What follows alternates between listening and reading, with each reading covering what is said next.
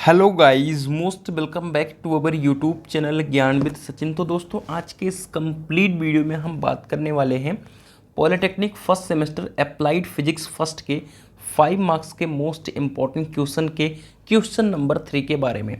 इसके पहले हमने क्वेश्चन नंबर 1 और क्वेश्चन नंबर 2 को डिस्कस कर लिया है, जो कि 5 मार्क्स का मोस्ट इम्पॉर्टेंट क्वेश्चन होने वाला था। तो ऐसे क्वेश्चन जिनका परसेंटेज चांस 99.9% है, उन क्वेश्चंस को हम आप सभी के साथ डिस्कस करेंगे लगभग 25 से 30 वीडियो के साथ। ठीक है, उसमें आपके पूरे फिजिक्स की तैयारी हो जाएगी। इसी तरीके से केमिस्ट्री के 25 से 30 क्वेश्चन हम डिस्कस करेंगे 5 मार्क्स वाले मोस्ट इंपॉर्टेंट क्वेश्चन की, जिसमें आपके पूरे केमिस्ट्री की तैयारी हो जाएगी। आप सभी को जानकारी के लिए बता दूं कि आपके 30 नंबर के, ठीक है, 30 नंबर के लगभग नहीं, पूरे 30 नंबर के 5 नंबर वाले क्वेश्चंस आने वाले हैं।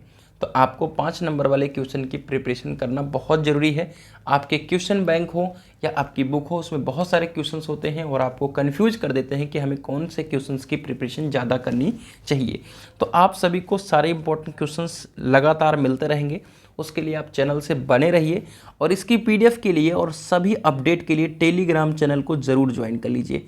टेलीग्राम चैनल आप सभी को डिस्क्रिप्शन बॉक्स में लिंक मिल जाएगा, वहाँ से ज्वाइन कर लेंगे, या आप टेलीग्राम पर डायरेक्ट सर्च कर लीजिएगा ज्ञान विद सचिन, आपको वहाँ से टेलीग्राम चैनल ज्वाइन करने का ऑप्शन मिल जाएगा।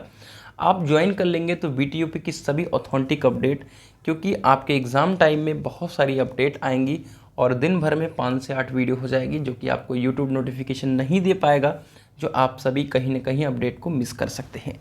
तो चलिए आगे बढ़ते हैं, और आप सभी इन क्वेश्चंस की प्रिपरेशन को शानदार तरीके से करने के लिए पॉलिटेक्निक फर्स्ट सेमेस्टर के सभी महत्वपूर्ण प्रश्न के नोट्स वाले ग्रुप में ज्वाइन हो सकते हैं, जिसमें सभी ब्रांच के हम नोट्स को प्रोवाइड करेंगे। ठीक है, polytechnic first semester total notes की जो प्राइस है वो 49 रुपीज़ है, यानी ऑल सब्जेक्ट की प्राइस जो है 49 रुपीज़ है।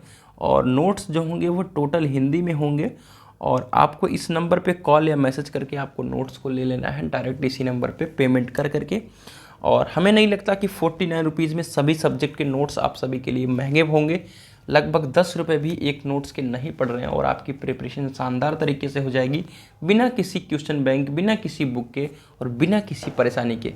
क्योंकि क्वेश्चन बैंक हो या बुक, सब में चीज़ें एक्स्ट्रा गिवन होती हैं, और जो कि आपके एग्ज़ाम के प्रोस्पेक्टिव से कहीं ना कहीं ज़्यादा होती हैं, और आप सभी को परेशानी का सामना करना पड़ता है। तो चलिए फ़िलहाल के लिए हम अपनी इस वीडियो की शुरुआत करेंगे, और आज के इस कंप्लीट वीडियो के माध्यम से हम डिस्कस करेंगे केपलर के ग्रहों की गति संबंधी नियम को। ठीक है, तो ये 5 मार्क्स का मोस्ट इम्पॉर्टेंट क्वेश्चन रहने वाला है, और लगातार पूछा जाता है, ऐसा नहीं है कि ये पूछा जाने वाला नहीं क्वेश्चन है, और 99.9% चांसेज हैं कि आपके एग्ज़ाम में यह क्वेश्चन आप पूछा जाए। तो चलिए आगे बढ़ते हैं और डिस्कस करते हैं आप सभी के साथ।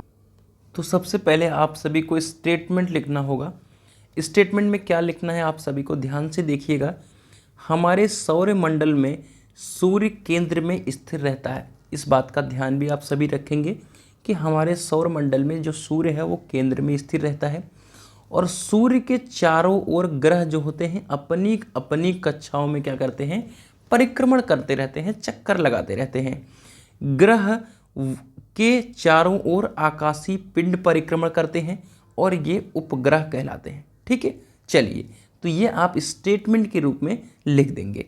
चलिए, अब आप सभी को जो केपलर के गति संबंधी नियम लिखने हैं वो 3 प्रकार के हैं। अब इसको फिगर को आपको ज़रूर बना देना है, और आपका पहला नियम है दीर्घवृत्तीय कक्षाओं का प्रथम नियम। ठीक है, मतलब दीर्घवृत्तीय कक्षाओं का नियम, जो कि केपलर का प्रथम नियम है। अब इसमें क्या है आप ध्यान से देखिएगा, और बहुत ही आसान सा स्टेटमेंट है जो आपको याद हो जाएगा। सभी ग्रह जो हैं वो सूर्य के चारों ओर निश्चित दीर्घवृत्तीय कक्षाओं पर परिक्रमण करते हैं, तथा सूर्य दीर्घवृत्त के किसी एक फोकस पर होता है।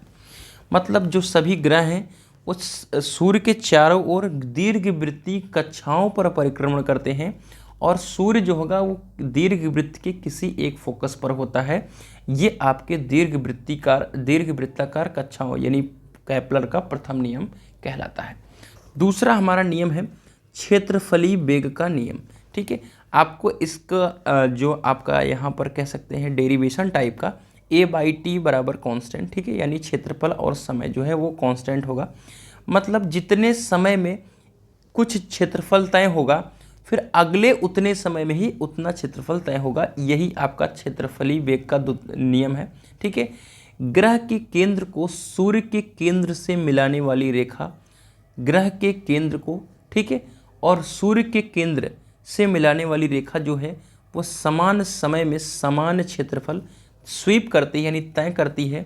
और ग्रहों के क्षेत्रफलीय वेग यानी क्षेत्रफल और समय जो है वो कांस्टेंट है। मैंने आप सभी को बताया कि जितने समय में ये आपका क्षेत्रफल कवर हुआ है, उतने समय में ही ये आपका क्षेत्रफल कवर होगा। यही आपका क्षेत्रफलीय वेग का नियम कहलाता है, केपलर का द्वितीय नियम कहलाता है। आवर्तकाल का नियम यानी तृतीय नियम जो है वो केपलर का, किसी ग्रह का सूर्य के चारों ओर परिक्रमण काल, ठीक है, का वर्ग जो होगा यानी T² उसकी सूर्य से औसत दूरी के घन यानी R³ के समानुपाती होता है। T² प्रोपोर्शनल R³, ये आपका प्रूफ होता है। तो 3 नियम हैं आपके केपलर के, आवर्तकाल का नियम और क्षेत्रफलीय वेग का नियम और दीर्घवृत्तीकार कक्षाओं का नियम। तो आपको तीनों नियम बहुत आसान तरीके से मैंने आप सभी को लिख करके समझा दिया है। और PDF के लिए टेलीग्राम चैनल जरूर ज्वाइन कर लें, ठीक है। आपको सिंपली ज्ञान विद सचिन सर्च करना होगा, आपको टेलीग्राम मिल जाएगा और सभी PDF मिल जाएंगी। और आराम से आप नोट्स को ले सकते हैं। नोट्स के माध्यम से बहुत ही आसान तरीके से अपनी तैयारी को जानदार शानदार तरीके से कर सकते हैं। तो ये थी आज की कंप्लीट इन्फॉर्मेटिव वीडियो। कैसी रही जरूर कमेंट करके बताइएगा और मिलते हैं एक नई वीडियो के साथ। तब तक के लिए bye bye, tata, love you all, take care.